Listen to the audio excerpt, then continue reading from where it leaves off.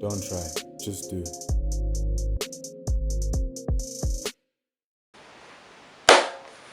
Welcome back to another video. Hope you guys are doing well.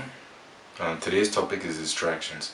Something I believe I haven't completely mastered yet, but I have to say I've gotten a taste of what focus actually is. So, being said, I want to share my thoughts considering that and how to avoid, or at the very least minimize distractions.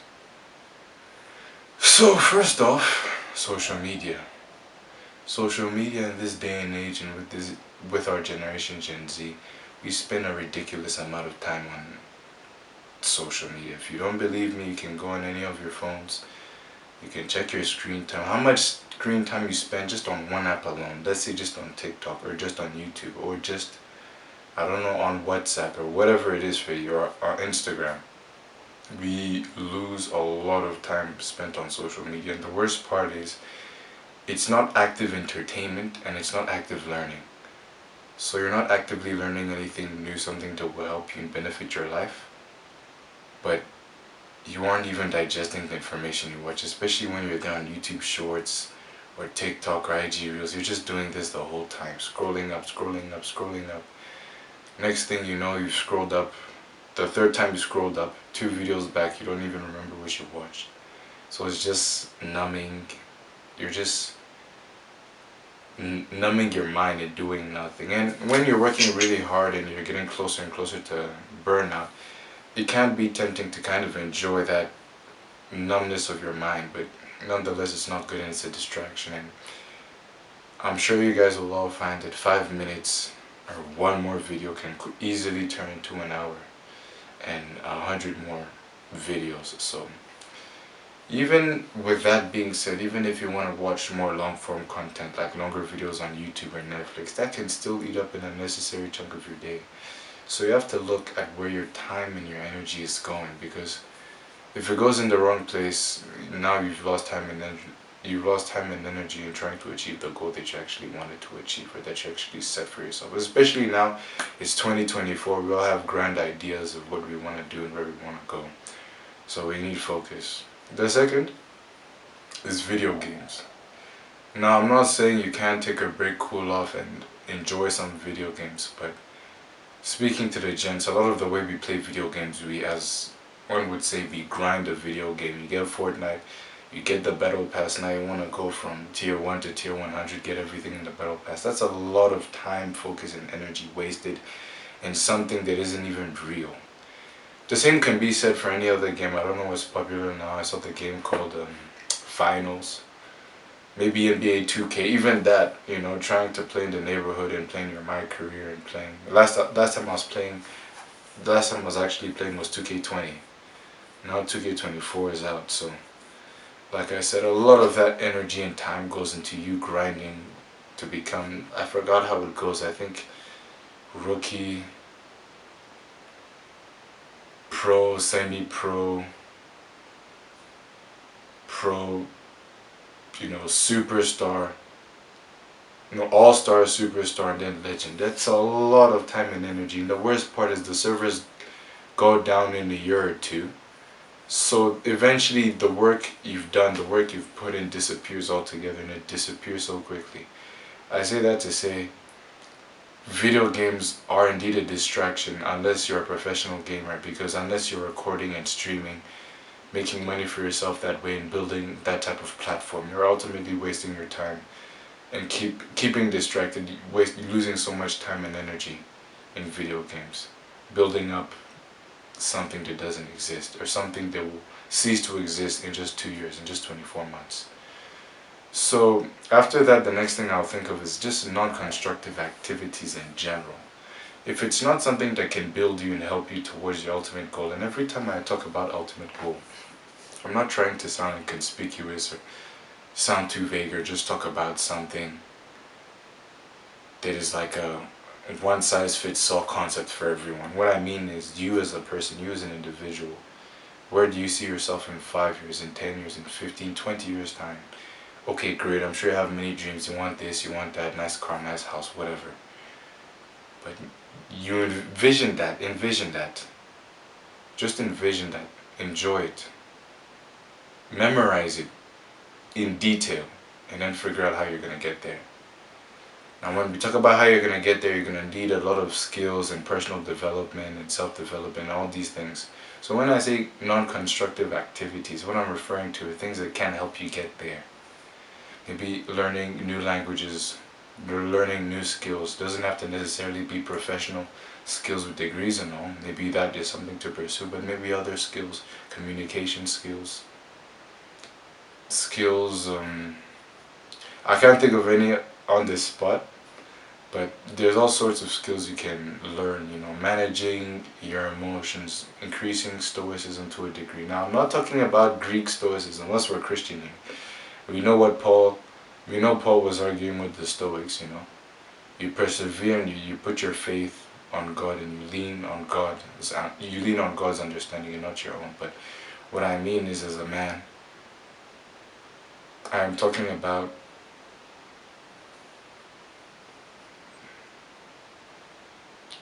learning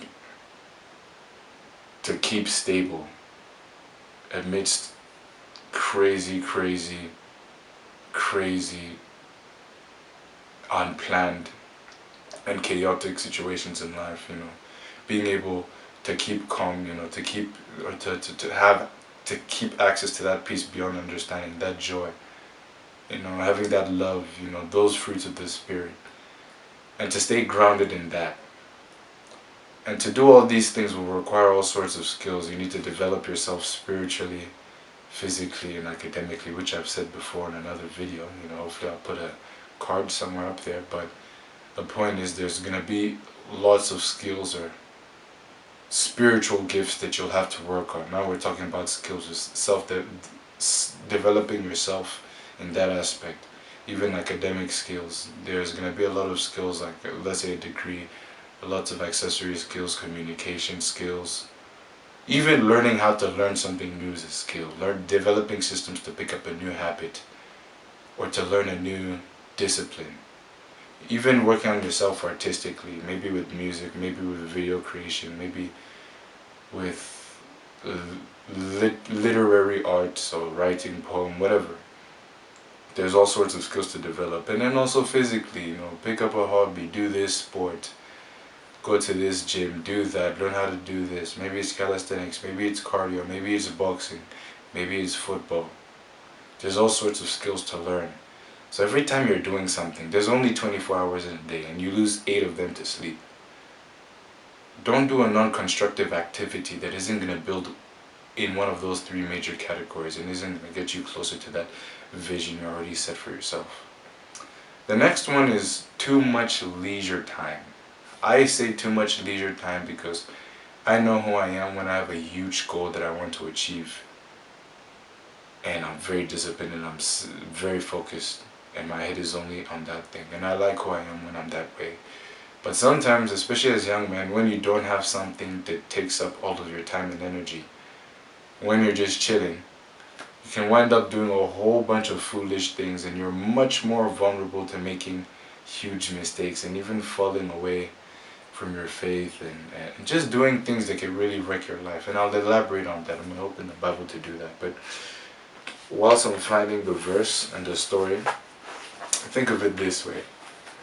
When you're not so consumed by a goal and a thing you have to achieve and you're chasing so hard after and you're chilling, that's when boredom sets in. And when boredom sets in, curiosity sets in. Now boredom and curiosity can be good because inventors had that every time they made a new invention, and so did scientists every time they came up with a new discovery. But sometimes that curiosity isn't necessarily good, and you'll see what I mean with the biblical story I give. Sometimes those are things that might get you into trouble, but you think you're safe, so you go further, you keep peeking, you keep looking, and before you know it, you're in a sticky and terrible situation, and you can't do anything about it. It happened. And all you can do is try and recover from it. The story I'm going to be referring to is, when David took Bathsheba, when he basically took another man's girl and then killed him to cover up for it. Do you know how that started? He had too much leisure time. Instead of being on conquest, conquering more and more, Excuse me, guys. Some of the audio, in fact, some of the video was not properly recorded, so there was a part I read that didn't make it on the video, but I'm going to read it now. 2 Samuel chapter 11, verse 2. Then it happened one evening that David arose from his bed and walked on the roof of the king's house. And from the roof he saw a woman bathing, and the woman was very beautiful to behold. I'm gonna pause there. And sometimes you get bored, and I'm not talking about getting distracted and ending up on porn, or even, for Christian gents, getting distracted and ending up doing something you're not supposed to do with your girl or girlfriend or some random girl. I'm not even talking about sexual sin, but this can happen in so many cases. Maybe you didn't realize you have a problem with weed, but you're bored, you didn't have anything better else to do, so you tried it, and now it's a problem in your life. This applies to so many different things. Could be even going with the wrong group of friends to a new area to do whatever. Can happen to so many things. But the point is, David was chilling on his roof when he saw this woman. And because he's chilling, from verse 3 I'm going to read. So David sent and inquired about the woman. You see that curiosity, that dangerous curiosity. And someone said, "Is this not Bathsheba, the daughter of Eliam, the wife of Uriah the Hittite?" Then David sent messengers and took her. She came to him, and he lay with her, for she was cleansed from her impurity, and she returned to her house. And the woman conceived. So she sent and told David, and said, "I am with child." And then, I'm not going to go further into the story, Christians know the rest of the story. The point is, he was usually very, very busy being a king or a priest of Israel. But because that day he was just chilling, he wasn't on the battlefield, he had other people, fighting those battles for him. He was just chilling. And he saw a woman that was beautiful to behold, he was curious, he was like, I want some of that. And then, look where that led him. If you don't know the rest of the story, that child that was conceived, God punishes him, they have a miscarriage. And to cover up that sin, he ends up killing that guy and sending him to fight a war he knew he had no business fighting. And that man died. That man being Uriah, his, the wife of that other guy. I don't know why I closed the Bible. There's another scripture I'm going to read. That leads me to my next point. You have to watch where your overall influence is coming from. We're all impressionable. I myself like to think I'm not very impressionable at all. That's what I like to think of myself, but none of us are really that original. Most of us do things because we saw someone who we admire and respect doing the same thing. So you have to pay attention to who you allow to influence yourself. You have to be very mindful of that. And as Christians, you're supposed to let the Bible mold you. Your biggest influence is supposed to be Jesus Christ himself. And he's the one who you're supposed to mimic and become like. Sorry, I'm looking down. I'm scrolling through the Bible. I'm going to read from Romans 12 verse 2. I'm just going to read one verse.